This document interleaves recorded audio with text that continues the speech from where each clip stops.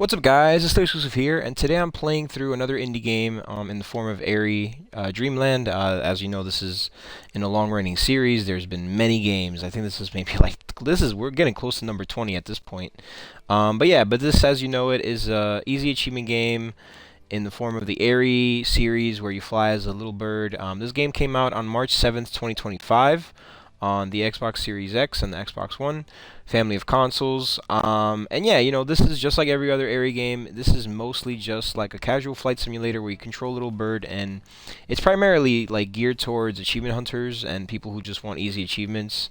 Nothing special about this game at all. There's no story, nothing like that. I mean, sometimes honestly, like playing these games, is a little bit of a, it depends on like how you're feeling, but it's a nice little, break from like the crazy AAA games and like action, high octane games that, sometimes I tend to play. This literally just allows you to just fly around, turn your brain off, and just collect feathers and, yeah, get easy achievements. So as always, without further ado, let's get right into it here. I'm going to click Start Game. There's a total of 10 levels, which each achievement is tied to basically completing the level, which is why it makes it so easy to get all the achievements in the game. Pretty much all of these games kind of work the same way. It's all just level based, and they're pretty short and simple, easy, like no more usually than 5 minutes long. But yeah, so very perfect for achievement hunters, honestly. Like, it's not, as good as like the games that get like title updates, like constant ones, where it's like literally play for like 2-3 minutes and you get like 1,000 gamer score every like couple months or whatever, 6 months or however often they can do it. But it's not bad. So without further ado, let's get right into it here. So I'm gonna start game. So there you go. Those are your levels. Those are the names. So we got Outer Space, Space Invasion, City in the Sky, Broom Island, interesting, Gamer Fantasy, Space Books, Oven Village, Soup, Swamps, Medieval Fantasy, The Last Day, and Winter, I think Wonderland. I can't really make that one out. Kind of weird that they would do that. But yeah, so I mean, the only like downside that I have, like the only gripe that I have with this game is that a lot of the levels usually with new entry are just like recycled from older games, which is kind of lame because like you're paying full price, like $10 for each entry. So it's literally like you're just paying $10 just for 1,000 gamer score essentially. So, but anyway, let's go to outer space here and start us off. Okay, so yep, this looks familiar too. The graphics look a little bit sleeker, I suppose. Interestingly enough, they look a little bit more cel-shaded than normal. I could be wrong about that, but the other annoying thing is, oh, look at that. Yeah, so sometimes they do have a story in the form of like just a narrator saying random things. Just because I can't hear him, let me go ahead and turn up the sound effects. So maybe it's a little bit easier. His room was dimly lit, the only light coming from his desk lamp.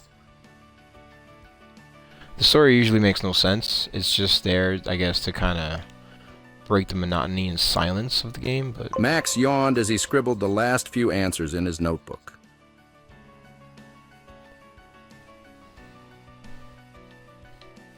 like the feather placement sometimes really makes no sense. He felt tired, but was determined to complete his work before bed. And obviously the story usually doesn't make any goddamn sense, but As he flipped through the pages, his eyelids grew heavy. I'm gonna speed us up here. His pencil slipped from his fingers and his head nodded forward. Before he knew it, Max had fallen asleep right at his desk. Controls are very simple. It's literally just flying around, like with controlling the bird, and then boost. In his dream, he found himself floating in the vastness of space. Oh wow, so cool. Usually, like boost, you boost with A, which is kind of annoying. Like I wish it was triggers, like one of the triggers, but it's not. The stars shimmered around him like a sea of glittering jewels. Alright, so far this one's not too bad. Feathers are not too difficult to find. Suddenly, a sleek spaceship appeared, gliding silently through the void. But, you know, 25 feathers is kind of high. It's definitely not the highest this game has gone. I've had levels of Max 50. watched in awe as the ship's doors opened, revealing a bright, inviting light. But still, like, I don't understand why they don't just make like 15. Without hesitation, he floated inside and found himself in a futuristic control room. Okay. This one's really far for some weird reason. At least it was easy to see. Fairly easy to spot.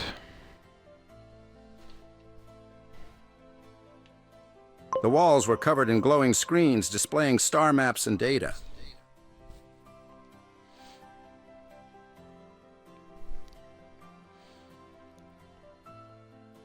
An unfamiliar voice echoed through the room, welcoming him aboard.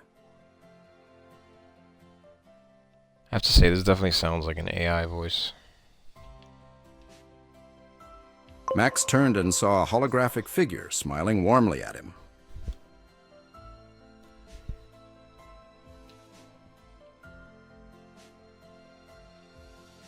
The figure introduced itself as the ship's AI, offering to take him on a journey through the galaxy. Excitedly, Max agreed and took a seat in the captain's chair. Okay, wait, where's the next one? Okay. Alright, at least we're almost done with this level. The ship's engines hummed to life and they soared through space at incredible speed. Okay, what?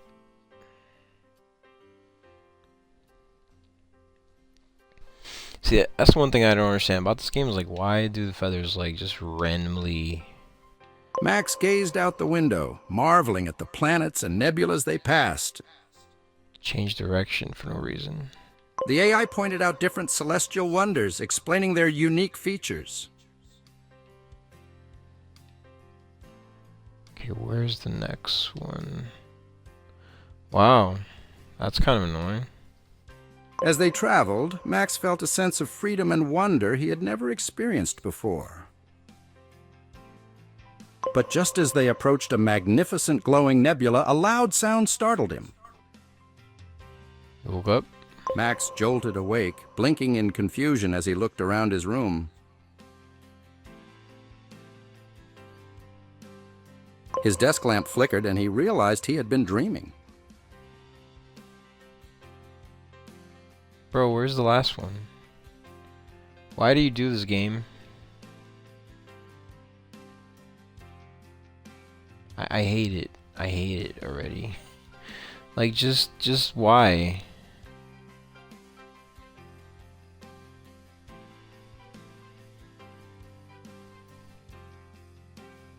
Oh my god. Great. This is another one of the games where there's no rhyme or reason to where the feathers are placed.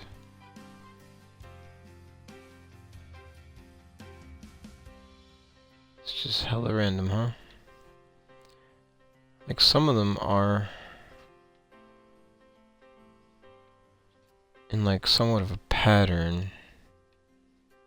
But I don't know, man. Where's this one at?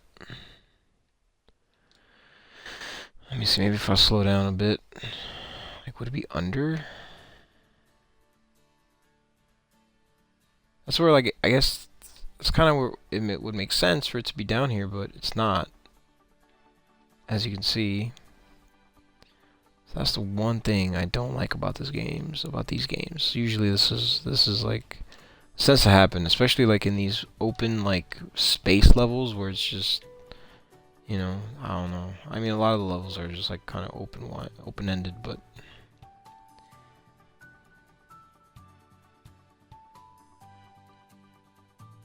is that the last one over there? I don't think so. It's like a spaceship, probably, right?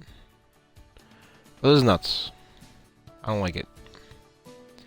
I don't like it one bit.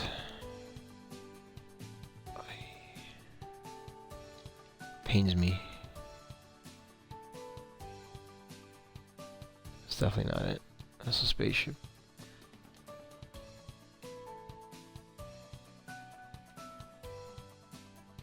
Like, why would you do this? What the hell? Are you serious? It's right there? How'd I miss that? That's crazy. With a smile, Max closed his notebook, feeling inspired by his cosmic adventure. Okay. Alright. Nice. Dream 1. Great. More space, I think. Maybe like a planet? Weird red planet. What is this, Mars? One late summer night, a boy named Sam settled on his couch to watch a sci-fi movie about spaceships invading a town. That voice is... Plot was exciting, but as the night wore on, Sam's eyelids grew heavy. That's definitely AI, man. There's no way. Before he knew it, he drifted off to sleep, the sound of the movie fading away. Well, I don't like this level either. In his dream, Sam found himself in his own town, but everything felt eerie and strange. The sky was an unnatural shade of red, and a low, ominous hum filled the air. Suddenly, a massive spaceship appeared above the town square, casting a shadow over the buildings. The townspeople looked up in terror as smaller ships descended, hovering just above the ground. Sam watched in awe as beams of light shot out from the ships, causing panic among the people. The ships released strange floating orbs that emitted a blinding light. As the orbs floated through the streets, they scanned the buildings and people with a mechanical precision. Where are these orbs at? Sam felt a chill run down his spine as he realized the ships were searching for something. The ground shook as more ships arrived, their engines roaring like thunder. Thunder! Sam tried to hide, but was drawn to the chaos unfolding before him.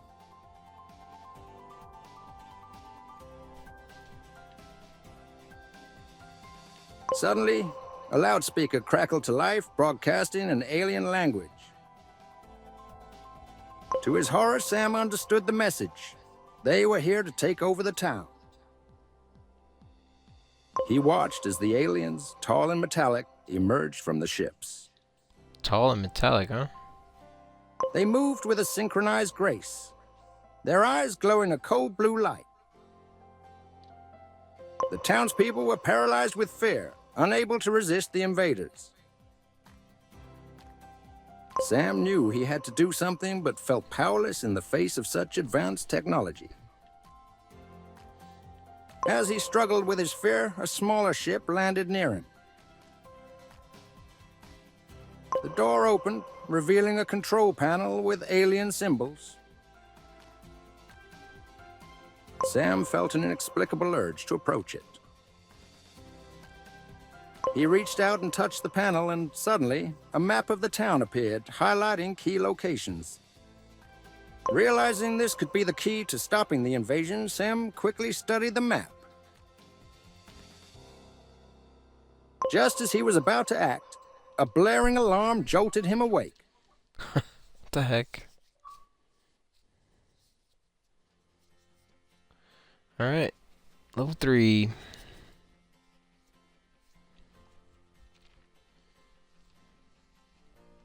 This one's all about sci-fi, huh? What the hell? Those are the aliens? Interesting. I have numbers on them. A young boy named Ethan loved robots more than anything in the world.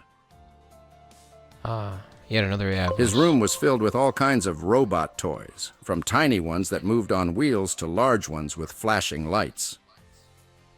One evening, after an exciting day of playing with his robots, Ethan climbed into bed.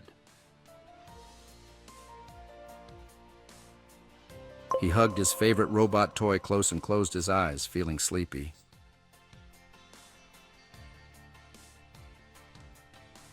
That's so interesting how like the theme and the level. As he drifted off to sleep, his thoughts were filled with the clanking and whirring of robots. What the heck is that? The theme and like the setting of the of these levels is so serious and like kind of like they're supposed to be, I guess, scary or creepy, but the music is just so cheerful and happy. And where the hell is this damn feather? Oh, there it is.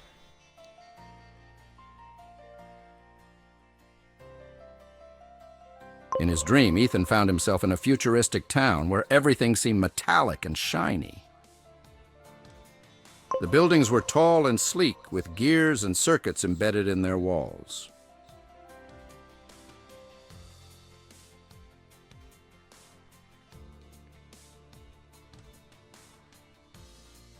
Suddenly, the ground began to rumble, and Ethan looked up to see enormous robots marching into the town.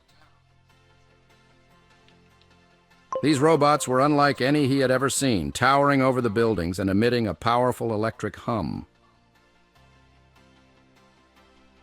The townspeople ran in fear as the robots began to take control, their red eyes glowing menacingly. Ethan felt a mixture of awe and fear as he watched the invasion unfold. Okay. Why? Why do I have to do a 180 to get the next feather? That makes no sense, man. It's dumb. The robots moved with precision, their metal limbs clanking with each step. They quickly took over the town, replacing streetlights with laser towers and transforming cars into mechanical drones. Ethan realized that these robots were preparing the town for something much bigger. He noticed a massive spider-like robot climbing the tallest building, planting a strange device at the top.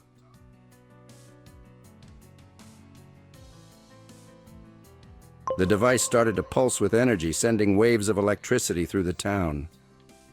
Ethan knew he had to do something to stop the robots from completing their takeover. Okay. What is happening? Gathering his courage, he ran towards the spider robot, determined to reach the device. As he climbed the building, the air crackled with electricity, and he could feel the power of the device growing stronger. Reaching the top, Ethan grabbed a loose cable and yanked it out, hoping to disable the device. The device sputtered and sparked, causing the robots below to glitch and stumble. The spider robot turned its glowing red eyes towards Ethan, but before it could react, the entire device exploded. There's no need for this one to be so far. Like, bro. This is crazy, man. I don't know how they do their feather placement, whether it's like the game just randomly does it or what, but man. The shockwave sent Ethan flying backward, and he tumbled through the air, everything going dark. It is so bad how, like, some of them are so close to each other and some of them are so far away. There's no consistency, and that's really annoying.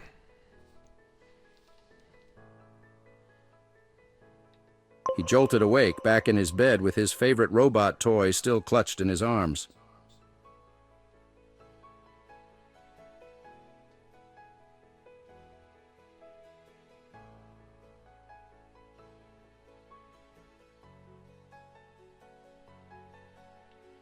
Ethan smiled, realizing it had all been a dream, but the excitement of the robot invasion lingered in